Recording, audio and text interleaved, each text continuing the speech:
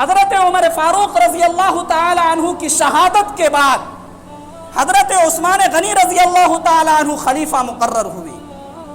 حضرت ابو بکر صدیق رضی اللہ تعالی عنہ کی خلافت کی مدت تقریباً 2 سال، حضرت عمر فاروق رضی اللہ تعالی عنہ کی خلافت کا زمانہ تقریباً 10 سال، اور حضرت عثمان غنی رضی اللہ تعالی عنہ کی خلافت 12 سال رہی ہے.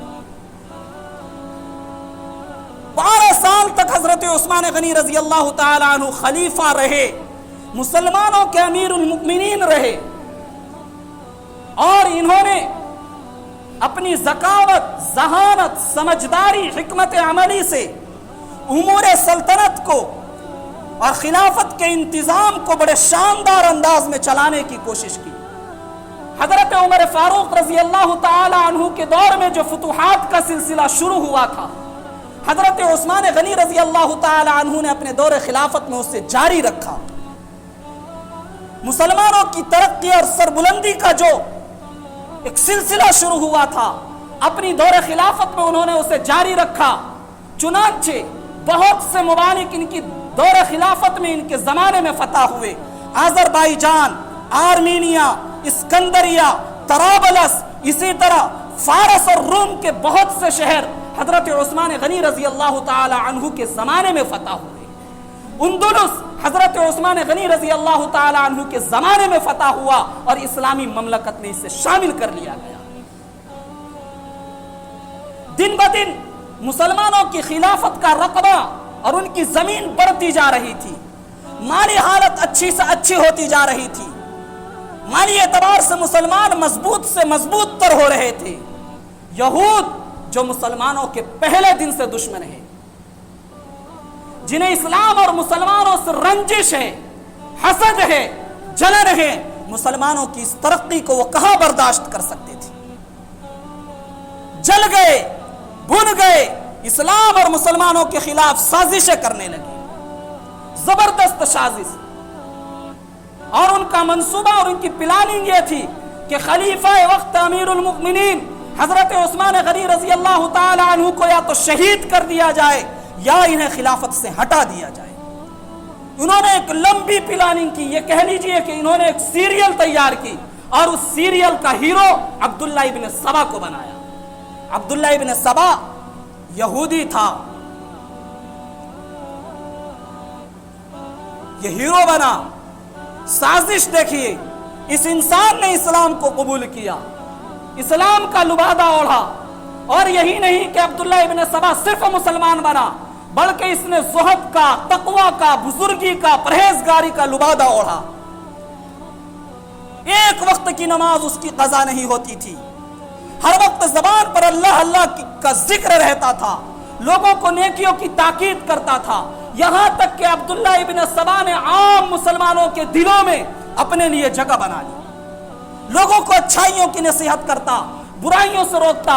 جب اس نے دیکھا کہ لوگ اب میری بات سے متاثر ہونے لگے ہیں، لوگوں کے دلوں میں میرے لیے جگہ بن چکی ہے، اب وہ اپنے اصل مقصد پر آیا. اس نے حضرت امیر المؤمنین حضرت عثمان غنی اور ان کے گورنر کو جو دوسرے شہروں میں تھے، ان لوگوں کے سامنے بدنام کرنا شروع کیا. خود ساختہ برائیاں، گھڑی ہوئی برائیاں، عیب لوگوں کو گنواتے کہ امیر المؤمنین کے اندر یہ عیب ہے، یہ عیب ہے. یہ سلسلہ حضرت عثمان غنی رضی اللہ تعالی عنہ کی خلافت کا جب 6 سال گزر گیا، اس کے بعد یہ فتنہ اور فساد کا سلسلہ شروع ہوا. بہت سے لوگوں کو عبداللہ ابن سبا نے بہکا لیا، اپنے دامن فریب میں پھنسا لیا. وہ سادہ لوگ مسلمان جو اس کے پروپیگنڈا کو نہیں سمجھ سکے، وہ اس کے جال میں پھنس گئے. ایک جماعت تیار کر لی. اور آپ جانتے ہیں حضرت عمر فاروق رضی اللہ تعالی عنہ جلالی تھے، ہر کوئی ان سے ڈرتا تھا. ان کے ہاں ہر بات کی سزا تلوار تھی، اس لیے کوئی پر نہیں مار سکتا تھا. ان کے مقابلے میں حضرت عثمان غنی رضی اللہ تعالی عنہ نرم طبیعت تھے، نرم مزاج تھے. ان کی نرمی کا لوگوں نے غلط فائدہ اٹھایا. یہ لوگ عبداللہ ابن سبا اور اس کی ٹیم کے لوگوں نے ان کی نرمی کا کتنا غلط فائدہ اٹھایا، آپ اس کا اندازہ ایک واقعے سے لگا سکتے ہیں. جمعے کا دن ہے، امیر المؤمنین خطبہ دے رہے ہیں، منبر رسول پر کھڑے ہیں. ایک شخص کھڑا ہوتا ہے اور کہتا ہے، اے عثمان، امیر المومنین اللہ کی کتاب پر عمل کرو۔ حضرت عثمان غنی رضی اللہ تعالی نرم مزاج شفقت کے ساتھ بھرے مجمع میں کہتے ہیں بھائی بیٹھ جا، وہ بیٹھ جاتا، پھر دوبارہ کھڑا ہوتا ہے، پھر یہی کہتا، حضرت عثمان غنی رضی اللہ تعالی عنہ دوبارہ کہتے بیٹھ جا، وہ بیٹھ گیا، تیسری بار وہ کھڑا ہوا، اس کے ساتھ بہت سے لوگ کھڑے ہوئے، دیکھتے ہی دیکھتے حضرت عثمان غنی پر پتھر برسانا شروع کیا۔ حضرت عثمان غنی رضی اللہ تعالی عنہ منبر رسول پر ہیں، لہو لہان ہو جاتے ہیں، زخم کی تاب نہیں لا سکتے، منبر رسول سے نیچے گر جاتے ہیں۔ جب یہ معاملہ نرم پڑتا ہے، پوچھتے ہیں بھائی میٹر تو بتاؤ، تمہارے اس فتنے اور فساد کا مقصد کیا ہے؟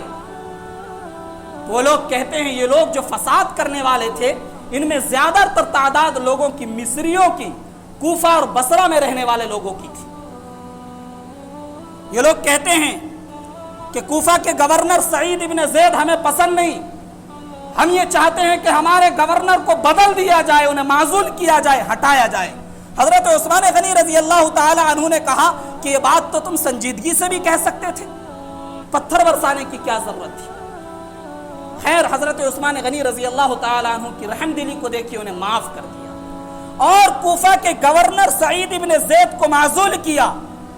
حضرت ابو موسیٰ اشعری رضی اللہ تعالی عنہ کو وہاں کا گورنر مقرر کیا۔ اب تو فتنہ ختم ہو جانا چاہیے، اب تو بات پوری ہو گئی، لیکن مقصد یہ نہیں تھا۔ اصل تو تھا کہ حضرت عثمان غنی رضی اللہ تعالی عنہ سے خلافت چھینی جائے یا ان کو شہید کر دیا جائے۔ اب عبداللہ ابن سبا نے اپنا پیترا بدلا، حج کا موسم آ گیا، سن 35 ہجری ہے، ذوالحجہ کا مہینہ ہے، مدینے کے اکثر لوگ حج کے لیے مدینہ چھوڑ کر مکہ المکرمہ جا چکے۔ موقع سے فائدہ اٹھانے کے لیے عبداللہ ابن سبا نے اپنی ٹیم کے لوگوں کو تیار کر لیا اور یہ لوگ مدینہ المنورہ سے قریب تقریباً 2-3 میل کے فاصلے پر آ کر انہوں نے پڑاؤ ڈالا، وہاں ٹھہرے۔ حضرت علی رضی اللہ تعالی عنہ کو حضرت عثمان غنی رضی اللہ تعالی عنہ نے خبر ملنے کے بعد بھیجا کہ جاؤ ان سے بات چیت کرو، یہ لوگ کیوں آئے ہیں؟ جب ہم نے ان کا پہلا مطالبہ پورا کر دیا، حضرت علی رضی اللہ تعالی عنہ امیر المؤمنین کی طرف سے گئے، بات چیت کی، کہا کیا میٹر ہے، پھر کیوں آ گئے ہو؟ جب کوفہ کے گورنر کو بدل دیا گیا، اب کیا مسئلہ ہے؟ بہت ساری بات چیت ہوئی، لیکن ان لوگوں کا زیادہ تر اصرار اس پر تھا کہ مصر کے گورنر جو عبداللہ ابن ابی سرح ہیں ان کو بدلا جائے، ہمیں یہ گورنر نہیں چاہیے۔ پہلے کوفہ کے گورنر کو ہٹوایا، اب مصر کے گورنر کے بارے میں اصرار ہے۔ حضرت عثمان غنی رضی اللہ تعالی عنہ کو خبر دی گئی، انہوں نے کہا ٹھیک ہے، ان سے پوچھو کہ کن کو گورنر بنانا چاہتے ہیں۔ وہ لوگ کہنے لگے حضرت ابو بکر صدیق رضی اللہ تعالی عنہ کے بیٹے محمد ابن ابی بکر کو ہم اپنا گورنر بنانا چاہتے ہیں۔ حضرت عثمان غنی رضی اللہ تعالی عنہ نے بغیر کسی توقف کے حضرت محمد ابن ابی بکر رضی اللہ تعالی عنہ کو ان کا گورنر مقرر کر دیا، کہا ٹھیک ہے جاؤ۔ وہ لوگ وہاں سے واپس ہو گئے۔ مدینے کے لوگوں کو بڑی خوشی ہوئی کہ ایک جھگڑا، ایک فساد جو ایک زمانے سے چل رہا تھا، اب یہ ختم ہو گیا، اب کوئی بات پیش نہیں آئی۔ کچھ ہی دنوں کے بعد پھر مدینے کی گلیاں نعرہ تکبیر اللہ اکبر، نعرہ تکبیر اللہ اکبر، انتقام انتقام کی آواز سے گونج اٹھی۔ مدینے کے لوگ گھبرا گئے کہ اب کون سا نیا مسئلہ اور فتنہ پیش آ گیا ہے۔ حضرت علی رضی اللہ تعالی عنہ آگے بڑھے، دیکھا کہ یہ تو وہی لوگ ہیں۔ پوچھا بھائی جب تمہارا گورنر ہم نے تمہیں متعین کروا کر دے دیا، اب کس بات کے لیے تم دوبارہ واپس آئے ہو؟ کہنے لگے کہ خلیفہ وقت نے ہمارے ساتھ بدعہدی کی ہے، خلیفہ وقت نے ہمیں دھوکہ دیا ہے۔ حضرت علی رضی اللہ تعالی عنہ نے پوچھا کہ کیا دھوکہ دیا؟ کہنے لگے ہمیں تو مصر بھیج دیا اور ہم سے یہ بتلایا کہ محمد ابن ابی بکر کو ہم نے تمہارا امیر اور گورنر مقرر کر دیا ہے، جاؤ، اور عبداللہ ابن ابی سرح کو ہم نے معزول کر دیا۔ ہم جا رہے تھے مصر، راستے میں ہمیں دربار خلافت کا ایک قاصد ملا جو تیز رفتاری کے ساتھ مصر کی جانب جا رہا تھا۔ ہمیں اس پر شبہ ہوا کہ شاید یہ ہمارے خلاف کوئی وارنٹ لے کر مصر کے گورنر عبداللہ ابن ابی سرح کے پاس جا رہے ہیں۔ ہم نے ان کا تعاقب کیا، پیچھا کیا، اور ہم نے ان کو روکا، پکڑ کر ان کی چیکنگ کی، تو ان کے پاس ایک خط ملا جس میں لکھا ہوا تھا کہ عبداللہ ابن ابی سراح تم ہی مصر کے گورنر ہو، محمد ابن ابی بکر گورنر نہیں۔ یہ لوگ جو محمد ابن ابی بکر کو گورنر بنا کر لے جا رہے ہیں یہ باغی ہیں، ان کو قتل کر دیا جائے۔ اس میں ہمارے خلاف وارنٹ لکھا ہوا تھا، یہاں تو ہمیں بتایا کہ محمد ابن ابی بکر ہمارے گورنر ہیں اور وہاں ہمارے خلاف قتل کا وارنٹ ان کی طرف سے ہے، ہم کیسے برداشت کر سکتے ہیں؟ ہم بدلہ لیں گے۔ اور اس خط پر خلیفہ وقت کی مہر ہے، یہ انہی کا خط ہے۔ حضرت عثمان غنی رضی اللہ تعالی عنہ کو جب اس کا پتہ چلا انہوں نے بڑی حیرت ظاہر کی اور کہا کہ میری طرف سے تو ایسا کوئی خط نہیں تھا۔ آپ سوچ سکتے ہیں حضرت عثمان غنی رضی اللہ تعالی عنہ دھوکہ کریں گے، فریب کریں گے؟ کبھی نہیں کر سکتے، نہیں کر سکتے۔ میٹر کیا ہے؟ یہ سب ایک پلاننگ ہے۔ اس خط پر جو حضرت عثمان غنی رضی اللہ تعالی عنہ کی مہر تھی وہ ڈپلیکیٹ تھی۔ عبداللہ ابن سبا اور اس کی ٹیم نے حضرت عثمان غنی رضی اللہ تعالی عنہ کی خط کی کاپی تیار کر لی تھی، اور وہ آدمی جو خط لے کر جا رہا تھا ٹھیک ہے وہ دربار خلافت کا آدمی تھا، لیکن جب کسی قوم کو کسی سے خلافت اور حکومت چھیننی ہوتی ہے وہ اپنے پہلے کچھ لوگوں کو بادشاہ کے دربار میں داخل کر دیتے ہیں۔ یہ انہی کا آدمی تھا۔ خط پر مہر ڈپلیکیٹ، جو آدمی لے کر جا رہا تھا انہی کا آدمی تھا۔ یہ ساری چیزیں غلط تھی۔ حضرت علی رضی اللہ تعالی عنہ نے ان لوگوں سے کہا اب کیا چاہتے ہو؟ کہنے لگے ہم یہ چاہتے ہیں کہ عثمان غنی کو خلافت سے ہٹایا جائے، اس کے علاوہ ہمارے پاس کوئی صورت نہیں۔ اب مدینے میں لوگ کم تھے، سب حج پر گئے ہوئے تھے، ان لوگوں کی تعداد زیادہ تھی، مقابلہ ہو تو کیسے ہو؟ سمجھانے کی کوشش کی۔ مدینے میں 3 بڑے صحابہ تھے اس وقت، حضرت علی رضی اللہ تعالی عنہ، حضرت زبیر رضی اللہ تعالی عنہ، حضرت طلحہ رضی اللہ تعالی عنہ۔ ان تمام حضرات نے ان لوگوں کو سمجھانے کی کوشش کی، وہ نہیں سمجھے اور حضرت عثمان غنی رضی اللہ تعالی عنہ کے گھر کا محاصرہ کر لیا، گھیراؤ کر لیا، کھانے پینے کی ساری چیزیں اندر لے جانے پر پابندی لگا دی۔ دھیرے دھیرے 40 دن تک یہ محاصرہ رہا، کھانے کی چیزیں ختم ہو گئی۔ ام المؤمنین حضرت ام حبیبہ رضی اللہ تعالی عنہ کو جب حضرت عثمان غنی رضی اللہ تعالی عنہ کی پریشانی کا علم ہوا، کھانے پینے کی کچھ چیز لے کر ان کے گھر کے اندر داخل ہونے کی کوشش کی، لیکن یہ باغی لوگ اتنے جری ہو چکے تھے کہ انہوں نے ام المؤمنین کا بھی احترام نہیں کیا اور گھر کے اندر جانے نہیں دیا۔ جب پیاس سے حضرت عثمان غنی اور ان کے گھر والے بلبلانے لگے، ایک دن چھت پر تشریف لاتے ہیں اور آواز لگا کر پوچھتے ہیں لوگوں کیا تمہیں علی ہیں؟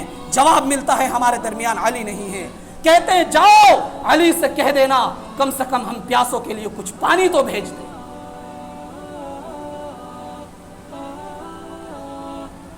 کون آج پانی کے لیے ترس رہے ہیں؟ وہی عثمان جنہوں نے مدینہ المنورہ میں سب سے پہلے مسلمانوں کے لیے پانی کا انتظام کیا تھا۔ انہی پر مدینے کے اندر مسجد نبوی کی انہوں نے توسیع کرائی تھی، مسجد نبوی میں جانے پر پابندی لگا دی گئی۔ حضرت علی رضی اللہ تعالی عنہ جب اطلاع ملتی ہے تڑپ اٹھتے ہیں، پانی لے کر گھر کی طرف ان کے بڑھتے ہیں، لیکن یہ باغی لوگ حضرت علی رضی اللہ تعالی عنہ کو بھی جانے نہیں دیتے۔ حضرت علی رضی اللہ تعالی عنہ اپنی کالی پگڑی ایک قاصد کے ہاتھ حضرت عثمان غنی رضی اللہ تعالی عنہ کو بھجواتے اور کہتے ہیں جاؤ امیر المؤمنین سے بتا دینا حالات کیسے ہیں، ہمارے بس میں کچھ نہیں ہے۔ جو صحابہ تھے زید بن ثابت رضی اللہ تعالی عنہ آگے بڑھتے اور کہتے ہیں امیر المؤمنین آپ ہمیں ایک بار اجازت دے دیجئے، ہمارے ساتھ انصار کی جماعت ہے، ہم ان باغیوں سے مقابلہ کریں گے اور انہیں ہم مدینے سے کھدیڑ کر نکال دیں گے۔ حضرت عثمان غنی رضی اللہ تعالی عنہ جواب دیتے ہیں کہ میں مسلمانوں کا خون بہا کر خون بہانے والا پہلا خلیفہ نہیں بننا چاہتا۔ آج تم خون بہا دو گے، یہ کلمہ پڑھنے والے ہیں، کل کو لوگ کہیں گے کہ عثمان غنی نے اپنی خلافت بچانے کے لیے مسلمانوں کا خون بہایا تھا۔ یہ الزام میں اپنے دامن پر نہیں لینا چاہتا، یہ داغ میں اپنی دامن پر نہیں لگانا چاہتا۔ اور فرمایا آج کے ڈیٹ میں میرا سب سے زیادہ مددگار، سب سے بڑا مددگار وہ انسان ہے جو میرے بچاؤ کے لیے تلوار نہ اٹھائے۔ دن گزرتے رہے، 40واں دن آ گیا، ان باغیوں نے اچانک حضرت عثمان غنی رضی اللہ تعالی عنہ کے گھر پر حملہ کر دیا۔ حملہ اتنا سخت تھا، حفاظت پر حضرت حسن اور دیگر بہت سے لوگ مامور تھے۔ حضرت حسن نے اور غلام نے اس حملے کو روکنے کی کوشش کی، نہیں روک پائے۔ حضرت عثمان غنی جمعے کا دن ہے، آج ہی کی تاریخ ہے 18 ذو الحجہ، صبح کے وقت 20 غلاموں کو اللہ کے لیے آزاد کرتے ہیں، روزہ رکھے ہوئے ہیں، اور پھر اسی دوران ایک خواب دیکھتے ہیں کہ نبی کریم صلی اللہ علیہ وسلم خواب میں تشریف لائے اور کہہ رہے ہیں عثمان آج شام میں افطار ہمارے ساتھ کرنا۔ جب آنکھ کھلتی ہے اپنی بیوی کو بلاتے ہیں اور کہتے ہیں کہ میں نے نبی کا خواب دیکھا ہے اور مجھے یقین ہو چکا ہے کہ اب میری شہادت کا وقت آ گیا، اور عصر کے وقت ان لوگوں کا حملہ ہوتا ہے۔ روکنے والے روکنے کی کوشش کرتے ہیں، زخمی ہو جاتے ہیں۔ سب سے پہلے ایک شخص آگے بڑھتے ہیں، حضرت عثمان غنی کی داڑھی کو پکڑتے ہیں، نوچ لیتے ہیں۔ پھر اس کے بعد ایک اور شخص جس کا نام کنانا ہے وہ آگے بڑھتا ہے اور ایک زبردست لوہا سر پر مارتا ہے۔ حضرت عثمان غنی رضی اللہ تعالیٰ عنہ پہلو کے بل زمین پر لیٹ جاتے ہیں۔ ایک اور شخص آگے بڑھتا ہے جس کا نام سودان ہے، وہ ایک زبردست وار کرتا ہے، سر پھٹ جاتا ہے، فوارہ جاری ہو جاتا ہے خون کا۔ پھر ایک اور شخص آگے بڑھتا ہے جس کا نام عمرو بن الحمق ہے، وہ حضرت عثمان غنی رضی اللہ تعالیٰ عنہ کے سینے پر چڑھ جاتا ہے اور 9 زخم جسم پر نیزے سے لگاتا ہے۔ ایک اور شخص آگے بڑھتا ہے، تلوار لے کر وار کرتا ہے۔ حضرت عثمان غنی کی اہلیہ اس وار کو روکنے کی کوشش کرتی ہے، ان کی انگلی کٹ کے الگ ہو جاتی ہے اور تلوار تن پر لگتی ہے، سر جسم سے جدا ہو جاتا ہے۔ حضرت عثمان غنی رضی اللہ تعالیٰ عنہ شہید ہو جاتے ہیں، روزے کی حالت میں ہیں، 20 غلام کو آزاد کر چکے ہیں، نبی کی ابھی زیارت ہوئی ہے، اور ایک پائجامہ جو بہت دنوں سے انہوں نے رکھ رکھا تھا، جب انہوں نے خواب دیکھا وہ پہلے تہمت باندھا کرتے تھے، اس پائجامے کو منگوا کر پہن لیا تھا۔ اس حالت میں ان کی شہادت ہو جاتی ہے۔ 2 دن تک ان کی نعش اسی طرح رکھی رہی، حالات اتنے سنگین تھے، کسی کو ہمت نہیں ہو رہی تھی کہ ان کے جنازے کو اٹھا کر دفن کر دے۔